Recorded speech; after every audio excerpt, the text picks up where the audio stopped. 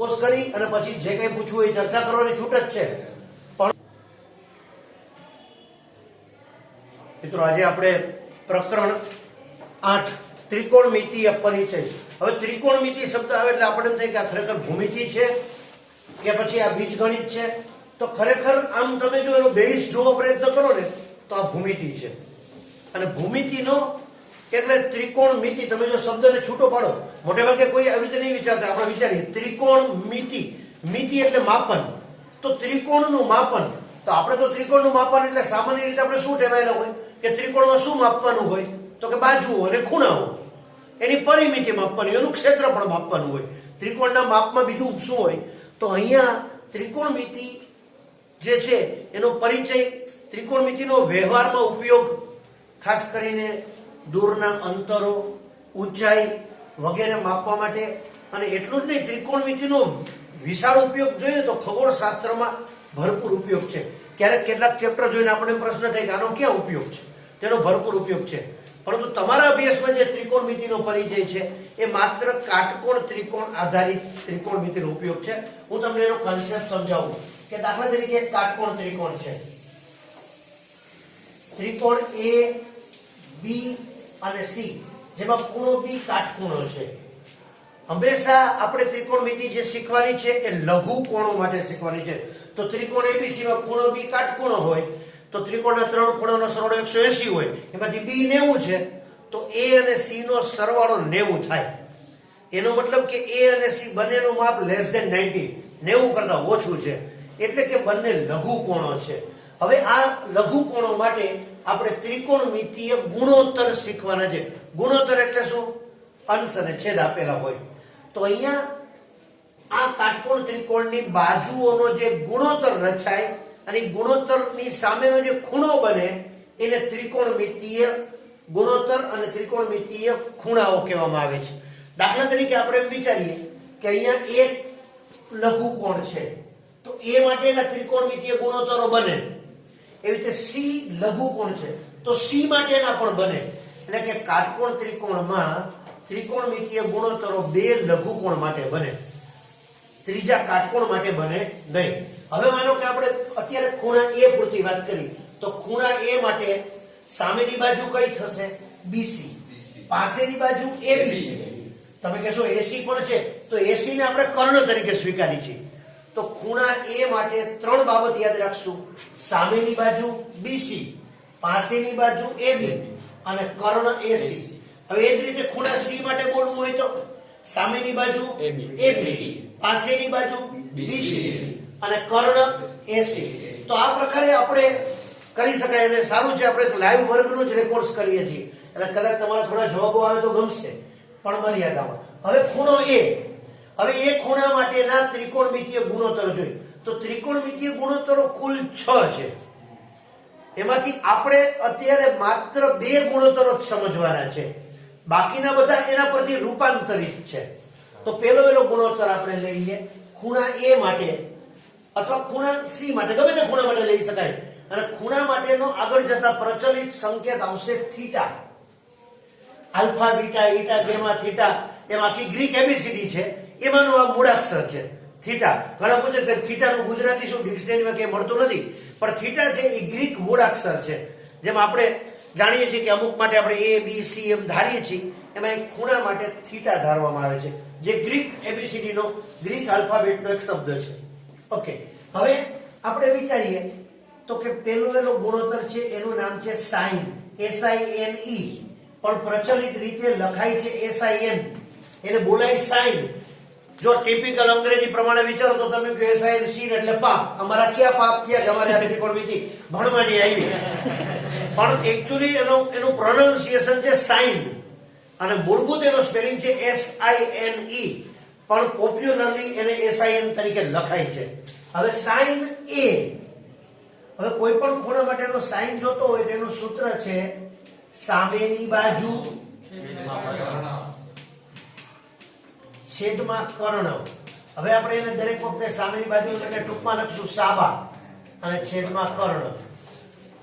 હવે તમે A માટે લખો તો સામેની બાજુ એટલે BC અને કર્ણ AC, અને C માટે લખો તો સામેની બાજુ AB અને કર્ણ AC. AC. ઓકે, હવે એ જ પ્રમાણે બીજો ગુણોત્તર છે કોસ. એને પણ હું એ માટે લખું છું. કોસ એટલે પાસેની બાજુ છેદમાં કર્ણ.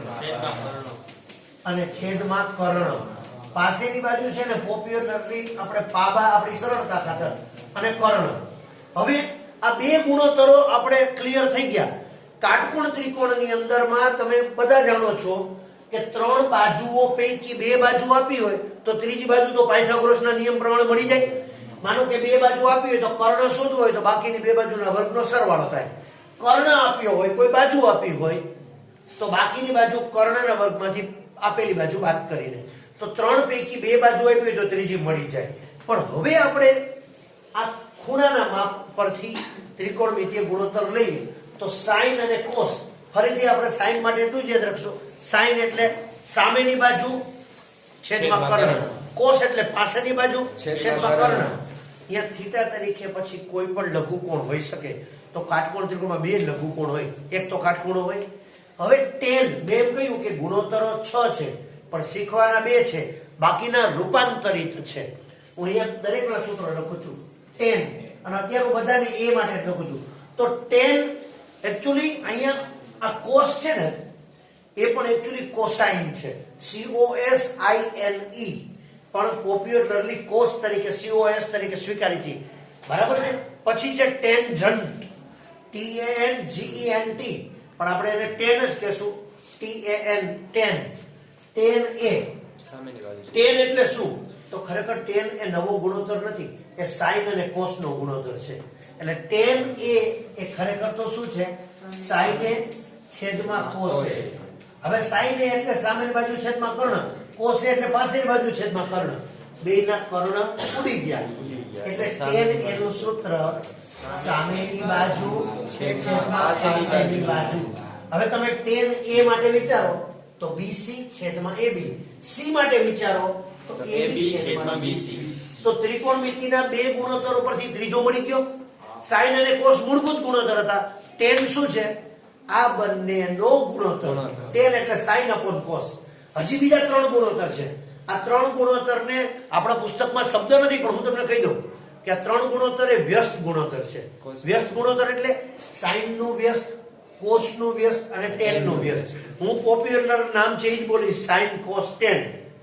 હવે sin છે એનું વ્યસ્ત છે એ એકચ્યુઅલી કોસેકન્ટ છે પણ કોસેક તરીકે આપણે બોલશું. તો sin નું વ્યસ્ત છે એનું નામ છે કોસેક a. તો કોસેક a એટલે 1/sin a. sin નું વ્યસ્ત છે તો sin નું સૂત્ર શું છે? સામેની બાજુ છેદમાં કર્ણ. તો કોસેક a નું સૂત્ર વ્યસ્ત છે, કર્ણ છેદમાં સામેની બાજુ. કર્ણ છેદમાં સામેની બાજુ. હવે કોસેક પછી સેક, sec a એટલે 1/cos a. એ cos નું વ્યસ્ત છે, કર્ણ છેદમાં પાસેની બાજુ. કર્ણ છેદમાં પાસેની બાજુ. પછી છે કોટ, કોટ કોટ એ છે એ tan નું વ્યસ્ત છે, પાસેની બાજુ. 1/tan a. એટલે કે tan નું sin upon cos છે તો કોટ નું શું થાય? cos upon sin.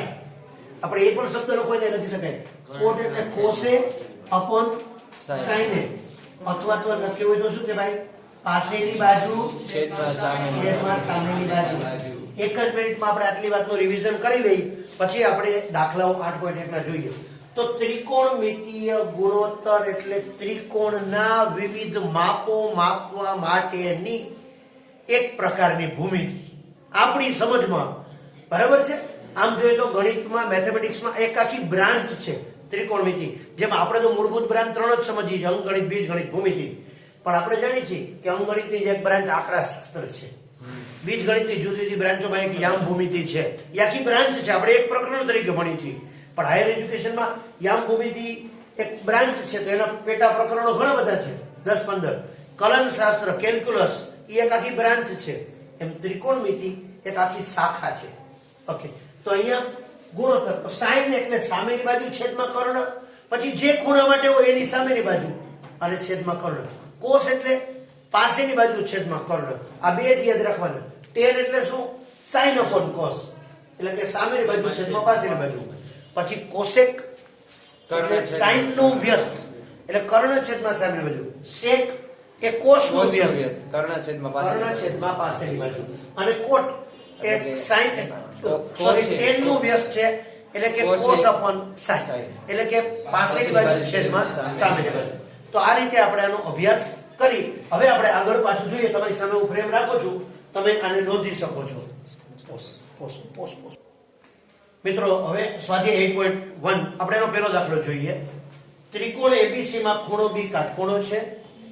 AB બરાબર 24 સેમી, BC બરાબર 7 સેમી હોય તો નીચેના ગુણોત્તરના મૂલ્યો શોધો. sin A, cos A, sin C, cos C. આ આપણે મેળવવા છે. હવે આપણે જાણીએ છીએ કોઈ પણ ગુણોત્તર મેળવવો હોય તો આપણી પાસે સામેની બાજુ, પાસેની બાજુ અને કર્ણ, આ ત્રણ વસ્તુ હોવી જોઈએ. અને ગણિતના બેઝિક નિયમ પ્રમાણે 3 પૈકી 2 હોય તો પાયથાગોરસની મદદથી ત્રીજું મળી જાય. અહીંયા જુઓ, તમારી સામે આ ત્રિકોણ ABC છે, ખૂણો B કાટખૂણો છે, AB 24 છે, BC 7 છે, તો કર્ણ AC મળી જાય પાયથાગોરસના નિયમ પ્રમાણે. અહીંયા હું તમને સીધું લખું છું કે કર્ણ AC વર્ગ બરાબર AB વર્ગ પ્લસ BC વર્ગ. અહીંયા તમારે સ્પષ્ટતા ખાતર લોકો લખાય ત્રિકોણ ABC માં ખૂણો B કાટખૂણો છે, AC કર્ણ છે, તેથી કર્ણનો વર્ગ બાકીની બે બાજુઓની લંબાઈના વર્ગના સરવાળા બરાબર હોય. 24 24 નો વર્ગ 574, 7 નો વર્ગ 49, બંનેનો સરવાળો 625, તેથી AC સ્ક્વેર બરાબર 625, તેથી AC બરાબર 25. એટલે કે આપણને AC એટલે કે કર્ણનું માપ 25 સેમી મળી ગયું. હવે કોઈ પણ ગુણોત્તર મેળવવો છે તો મેળવી શકશું. તો અહીંયા પેલું છે sin A અને cos A. તો sin A એટલે સામેની બાજુ છેદમાં કર્ણ. તો હવે હું A ની સામેની બાજુ કઈ થશે? BC. અને કર્ણ AC. તો BC નું માપ 7, કર્ણનું માપ 25.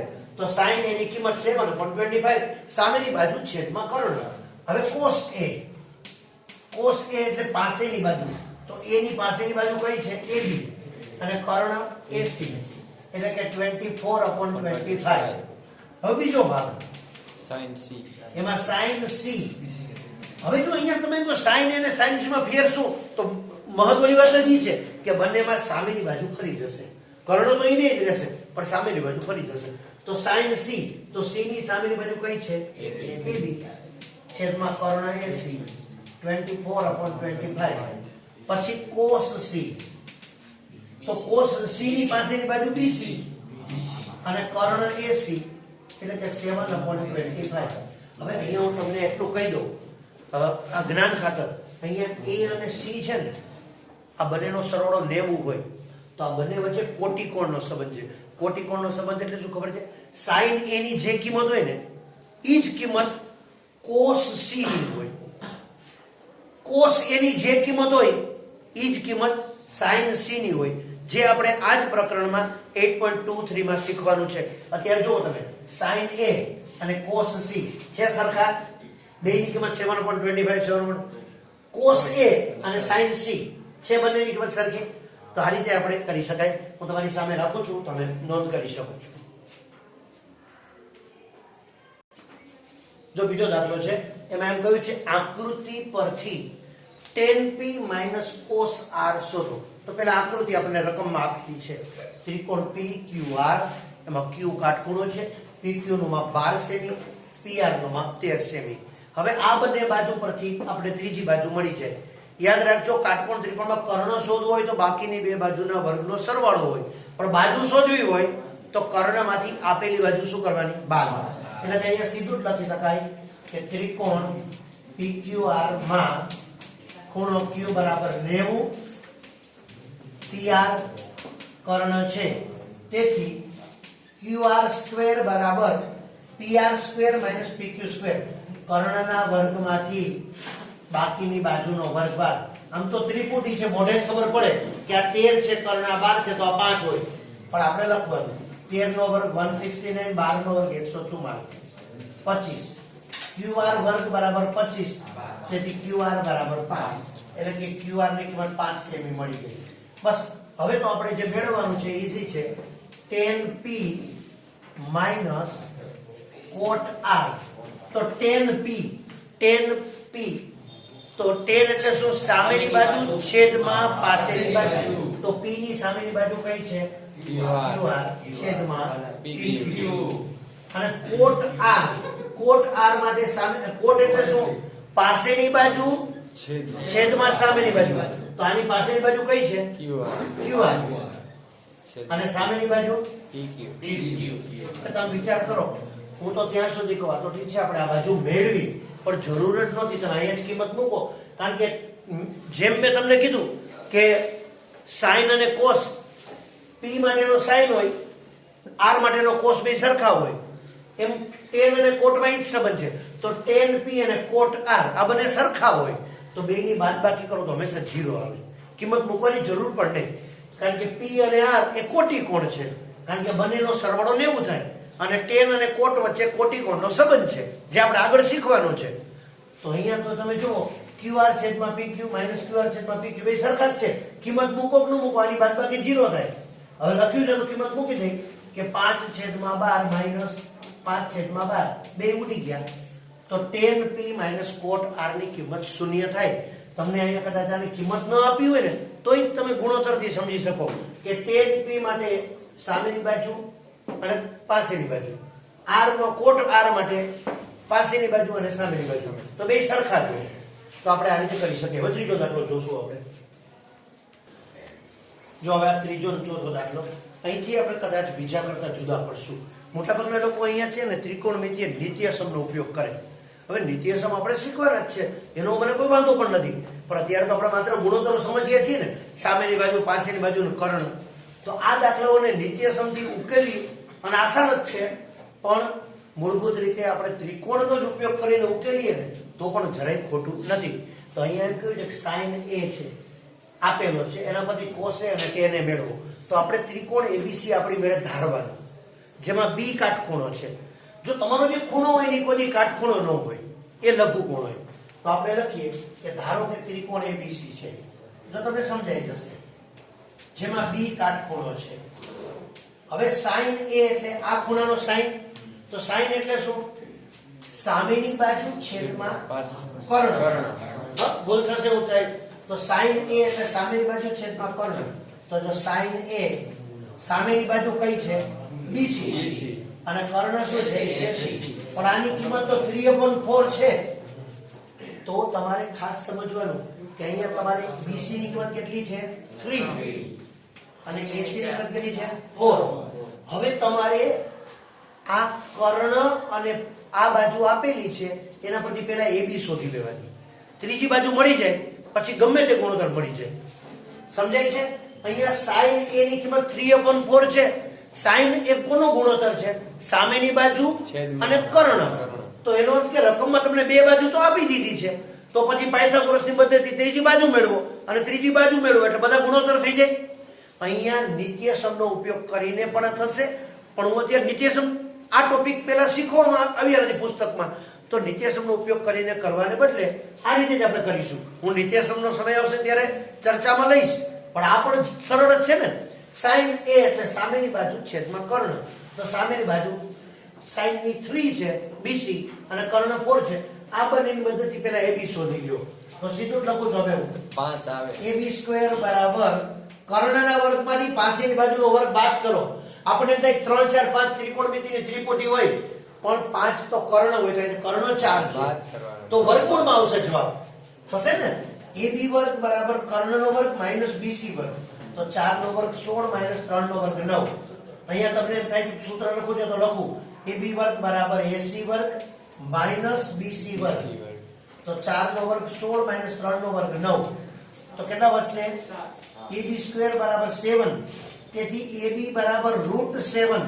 7 નો વર્ગમૂળ ન નીકળે તો આ બાજુનું માપ વર્ગમૂળ 7 છે, લખાય, કોઈ ઇશ્યુ નથી. હવે તમારે શું જોઈએ છે? cos a અને tan a. સૂત્ર મૂકી દો. cos a એટલે cos a એટલે પાસેની બાજુ છેદમાં કર્ણ. cos a એટલે પાસેની બાજુ છેદમાં કર્ણ આપેલો છો. અને tan a એટલે સામેની બાજુ છેદમાં પાસેની બાજુ. તો સામેની બાજુ 3 અને પાસેની બાજુ √7. તો આ કન્સેપ્ટનો ઉપયોગ કરીને આપણે દાખલાઓ ગણી શકાય. અહીંયા નિત્યસમની જરૂર નથી. હવે જો અહીંયા આપણે વિચારીએ કે 15 cot a બરાબર 8 છે, આનો અર્થ શું થયો કે cot A બરાબર 8/15, 8/15. હવે તમે વિચારો cot એટલે શું? પાસેની બાજુ છેદમાં સામેની બાજુ. તો એનો અર્થ એમ થયો કે પાસેની બાજુ 8 છે અને સામેની બાજુ 15 છે. પણ અહીંયા પાસેની બાજુ મતલબ આપણે જો આકૃતિ દોરીએ તો ત્રિકોણ ABC લઈએ, B કાટખૂણો છે, તો A છે એની સામેની બાજુ પાસેની BC છે અને પાસેની બાજુ AB છે. તો અહીં પાસેની બાજુ AB અને સામેની બાજુ BC, એટલે કે AB ની કિંમત 8 છે, BC ની કિંમત 15 છે. તો આ બંનેની મદદથી કર્ણ મળી જાય. કર્ણ મળી ગયો એટલે દાખલો થઈ ગયો. પછી હું તમને આનાથી પણ ઝડપથી આકૃતિ દોર્યા વગર ચૂટકી બજાકે પણ થઈ શકે એની વાત આ બે દાખલો થાય એટલે તમને બતાવું છું. અહીંયા આપણે પાસેની બાજુ અને સામેની બાજુ મળી ગઈ 8 અને 15. કર્ણ શોધી લ્યો. AC વર્ગ બરાબર AB વર્ગ વત્તા BC વર્ગ. AB વર્ગ એટલે 8 નો વર્ગ 64, BC વર્ગ એટલે 15 નો વર્ગ 225, 289. AC વર્ગ બરાબર 289, તેથી AC બરાબર 17. એટલે કે કર્ણની કિંમત 17 મળી ગઈ. હવે sin A અને sec A અથવા તો C કોઈ પણ કીધા હોય તો હવે આપણે મળી જાય. ત્રિકોણની ત્રણેય બાજુ મળી ગઈ પછી તો કોઈ પણ ગુણોત્તર મળી જાય. તો હવે sin A એટલે સામેની બાજુ BC છેદમાં કર્ણ AC એટલે કે 15/17. એટલે હવે sec A, sec એટલે કર્ણ છેદમાં પાસેની બાજુ. બરાબર? ભૂલો ભલે બીજું બધું સૂત્રને ભૂલશો નહીં. અગણિત ઉપકાર એના એ કદી વિસરશો નહીં. તો હવે sec A એટલે કર્ણ છેદમાં પાસેની બાજુ 17/8. હવે ચૂટકી બજાકે સાંભળી લે. એટલું ધ્યાન રાખજો કે કાટકોણ ત્રિકોણ માટે ત્રિકોણમિતિ લાગે છે, ત્રણ બાજુ માટેની જ વાત છે. સામેની બાજુ અને પાસેની બાજુ એ ખરેખર બાજુ જ છે. પછી A માટે સામેની બાજુ જુદી હોય, C માટે જુદી હોય ભલે, પણ એ બે બાજુ છે અને ત્રીજો કર્ણ છે. હવે કર્ણ શોધવો હોય તો શું કરવાનું? બે બાજુના વર્ગનો સરવાળો, એનું વર્ગમૂળ. અને બાજુ શોધવી હોય શું કરવાનું? કર્ણના વર્ગમાંથી બાકીની બાજુ બાદ. હવે તમે અહીંયા જોઈ લો, sin એટલે શું? સામેની બાજુ છેદમાં કર્ણ. કર્ણ આપ્યો છે, સામેની બાજુ આપી છે, પાસેની બાજુ શોધવી મોઢે જ થાય. કર્ણના વર્ગમાંથી સામેની બાજુનો વર્ગ બાદ. 16 માંથી 9 જાય 7, 7 નું વર્ગમૂળ 7. અહીંયા જો કોટ એટલે શું? પાસેની બાજુ અને સામેની બાજુ. તો પાસેની બાજુ અને સામેની બાજુ આપી છે, શું શોધવાનું બાકી છે? કર્ણ. કર્ણ એટલે શું? આ બંનેના વર્ગનો સરવાળો. 8 નો વર્ગ 64, 15 નો વર્ગ 225, 64 વત્તા 225 289 અને એનું વર્ગમૂળ 17. હવે તો સામેની બાજુ પાસેની બાજુ કર્ણ મળી ગયો. પણ આકૃતિ દોરીને મૂકી છે ને તો આપણે શું વધારે ધ્યાન પડે એક્ઝેક્ટલી, માટે આપણે આમ કરીએ છીએ. નોંધી લેજો. જો પાંચમો દાખલો છે. હવે મેં હમણાં જ તમને જે ત્રીજા ચોથા દાખલામાં કીધું આમાં ચૂટકી બજાકે પણ આપણે કરીશું અને પછી ગણતરી બતાવશું જ. અહીંયા sec થીટા, થીટા એટલે કોઈ પણ લઘુકોણ છે. ઈ લઘુકોણ માટે આપણે 13/12. પણ sec નું સૂત્ર શું છે? કર્ણ છેદમાં પાસેની બાજુ. તો જો અહીંયા ચૂટકી બજાકેની રીત કરું છું કે કર્ણ તમને 13 આપ્યો છે, પાસેની બાજુ 12 આપી છે. તો હવે આપણે શોધવાની કઈ છે? સામેની બાજુ. હવે તો મોઢે થાય. મેં તમને કહ્યું છે કે કર્ણ શોધવું હોય તો બાકીની બે બાજુના વર્ગનો સરવાળો થાય. બાજુ શોધવી હોય તો કર્ણના વર્ગમાંથી પછીની બાજુ બાદ. તો અહીંયા સામેની બાજુ શોધવી છે તો કર્ણનો વર્ગ 13 નો વર્ગ 169, 169, 12 નો વર્ગ 144. તો 169 માંથી 144 બાદ કરો 25, 25 નો વર્ગમૂળ 5. તો સામેની બાજુ 5 મળી ગઈ. હવે તમારો દાખલો થઈ ગયો. બાકીના બધા જ ગુણોત્તર એટલે sin થીટા. sin થીટા એટલે શું? સામેની બાજુ છેદમાં કર્ણ. તો તમારી પાસે સામેની બાજુ કેટલી છે? 5. કર્ણ કેટલો છે? 13. જો કર્ણ પાસેની બાજુ આપી હતી, સામેની બાજુ મેળવી. તમારે આકૃતિની જરૂર જ નથી, હું સમજાવીશ. પણ હવે સામે કરીએ આપણે. તમને અહીંયા sec થીટા, થીટા એટલે ચોક્કસ ખૂણા માટે કર્ણ અને પાસેની બાજુ આપી છે. ઈ જ ખૂણાની સામેની બાજુ મેળવી લ્યો. કર્ણના વર્ગમાંથી પાસેની બાજુ બાદ કર્યો, સામેની બાજુ મળી ગઈ. હવે એ જ ખૂણા માટેના બધા ગુણોત્તર. તો sin એટલે સામેની બાજુ છેદમાં કર્ણ 5/13.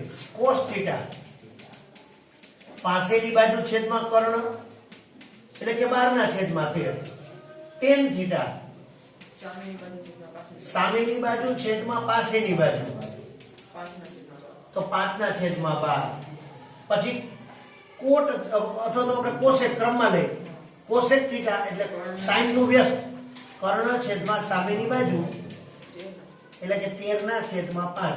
પછી સેક તો સેક તો આપણે રકમમાં આપ્યું જ છે, બાકીના એટલે 5 જ મેળવવાના છે 6 પૈકી. તો સાઈન નું વ્યસ્ત કોસેક, કોસ નું વ્યસ્ત સેક થીટા તો આપણે આપ્યું છે. તો કયું બાકી છે? કોટ થીટા. કોટ થીટા એટલે tan નું વ્યસ્ત સામેની બાજુ, પાસેની બાજુ છેદમાં સામેની બાજુ એટલે કે 12/5. આ કામ તમે કરી શકો. હવે તમે વિચારો કે ધારો કે ત્રિકોણ ABC છે, B કાટખૂણો છે, થીટાની કિંમત C અથવા A ગમે ત્યાં લીધી, માનો કે મેં C માં લીધી છે. તો હવે આ પ્રમાણે જુઓ તો થીટા માટે કર્ણ અને પાસેની બાજુ છે તો આ બને પછી આ 5 મળી જાય અને પછી દાખલો ગણો. તો હવે તમારે આ જરૂર નહોતી, તમને કોઈ પણ એક ગુણોત્તર આપ્યો હોય, એક ગુણોત્તર હંમેશા તમે જોજો સાઈન કોસ કે કોઈ પણ ગુણોત્તર છે બે બાજુથી બને છે. પછી એમાં સામેની બાજુને કર્ણ હોય, પાસેની બાજુ કર્ણ હોય, સામેની બાજુ પાસેની બાજુ હોય અને અંશ છેદ બદલાય. પણ 3 પૈકી 2 બાજુ આપી હોય તો પાયથાગોરસની મદદથી ત્રીજી બાજુ મળી જાય અને ત્રણેય બાજુ મળી જાય તો કોઈ પણ ગુણોત્તર મળી જાય. આમાં તમારે કે નિત્યસમનો ઉપયોગ કરવાની જરૂર નથી. તો આ તમારી સામે છે, તમે નોંધી શકો છો. અહીંયા આપણે આ દાખલા છે એમાં A અને B એવા લઘુકોણ છે જેથી cos A બરાબર cos B થાય છે. તો સાબિત કરો કે ખૂણો A બરાબર B. બહુ ઝડપથી વિચારીએ કે અહીંયા ત્રિકોણ આપણે એવો બનાવવાનો છે કે જેમાં A અને B લઘુકોણ હોય. તો જો ત્રિકોણ ABC, A અને B લઘુકોણ છે તો C કેવો છે? કાટકોણ. હવે A અને B લઘુકોણ માટે cos A અને cos B ની કિંમત સરખી છે. તો સાબિત કરો કે ખૂણો A બરાબર ખૂણો B. આપણે 9મા ધોરણમાં એક કન્સેપ્ટ શીખી ગયા હતા કે કોઈ એક ત્રિકોણમાં મોટા ખૂણાની સામેની બાજુ મોટી હોય, નાના ખૂણાની સામેની બાજુ નાની હોય, અને કોઈ એક ત્રિકોણમાં બે ખૂણા સમાન હોય તો એની સામેની બાજુ સમાન હોય, અથવા બે બાજુ સમાન હોય તો એની સામેના ખૂણા સમાન હોય. આ વાત યાદ રાખજો. હવે તમે જુઓ અહીંયા આ આકૃતિ માટે તમે cos A બરાબર cos B આ તમને રકમમાં આપેલું. cos નું સૂત્ર A માટે cos નું સૂત્ર શું છે? પાસેની બાજુ છેદમાં કર્ણ. તો હું સીધું લખું છું A માટે પાસેની બાજુ કઈ થશે? AC. કર્ણ શું થશે? AB. તો cos A બરાબર AC છેદમાં AB. cos B પાસેની બાજુ BC અને કર્ણ AB. તો પાસેની બાજુ BC છેદમાં AB. ફરીથી સમજો cos A એટલે પાસેની બાજુ છેદમાં કર્ણ, પણ A ની પાસેની બાજુ AC, કર્ણ AB. cos B પાસેની બાજુ છેદમાં કર્ણ, પણ B ની પાસેની બાજુ BC અને કર્ણ AB. હવે બેયના છેદનો કર્ણ AB ઉડી જાય એટલે AC બરાબર BC. તો ત્રિકોણ ABC માં AC બરાબર BC બે બાજુ સમાન છે તો એની સામેના ખૂણા કેવા હોય? સમાન. આપણે લખીએ ત્રિકોણ ABC માં AC બરાબર BC હોવાથી બે બાજુ સમાન છે તો એની સામેના ખૂણા સમાન હોય.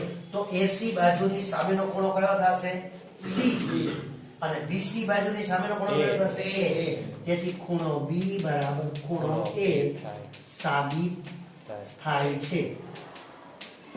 અને બીજી રીતે કહું તમને હું ફટાફટ એક જ મિનિટમાં, મેં તમને એવું કહ્યું કે આ બે ખૂણા વચ્ચે કોટિકોણનો સંબંધ છે, બરાબર? આ બંનેનો સરવાળો 90 છે અને બંને વચ્ચે કોટિકોણનો સંબંધ છે. પણ આ બંનેના ગુણોત્તરો જો કોસના સમાન હોય કે કોઈ પણના સમાન હોય તો બેયનો ખૂણો કેવો હોય? સરખો. તો 90 માંથી બે ખૂણા સરખા હોય તો બે કેટલા હોય? 45. માટે B બરાબર A અથવા A બરાબર B થાય. નોંધી લેજો.